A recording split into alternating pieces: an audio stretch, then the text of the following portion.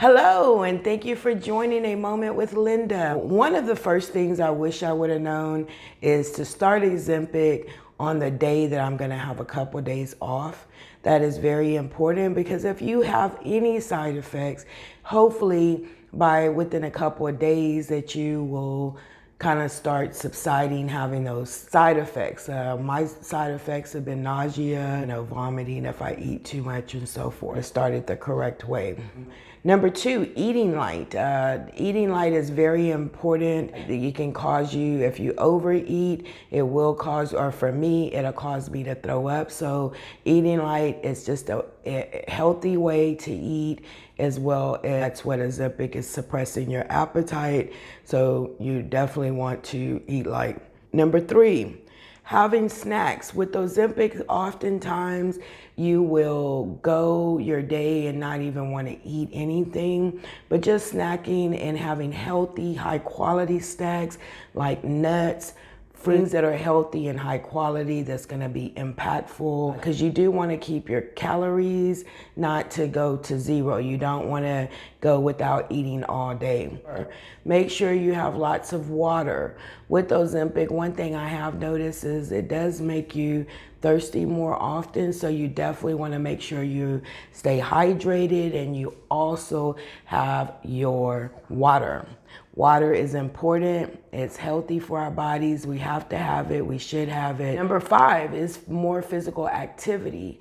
Now, basically on the physical activity part, you want to make sure that you're getting out. Even cleaning your house is physical activity. Staying active, because that will help with your diabetes. Moving into a bigger house to get this house clean, it is a lot more physically. I'm just now starting to do it without being very tired and have to take a break. I'm taking a walk, taking the dog for a walk, getting out, going hiking, doing whatever it is that you like to do, and incorporate some physical activity in it.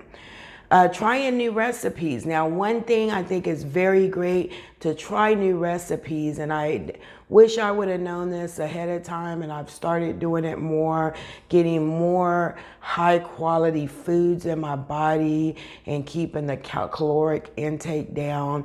So I have incorporating getting new recipes often.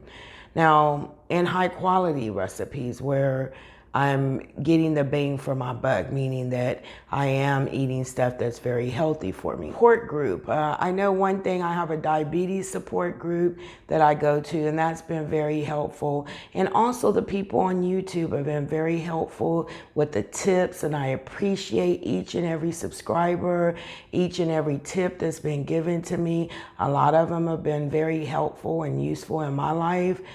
So that's been very important, and that's very important. And I wish I would have known that ahead of time, because I would have plugged in immediately. Keep your why in mind.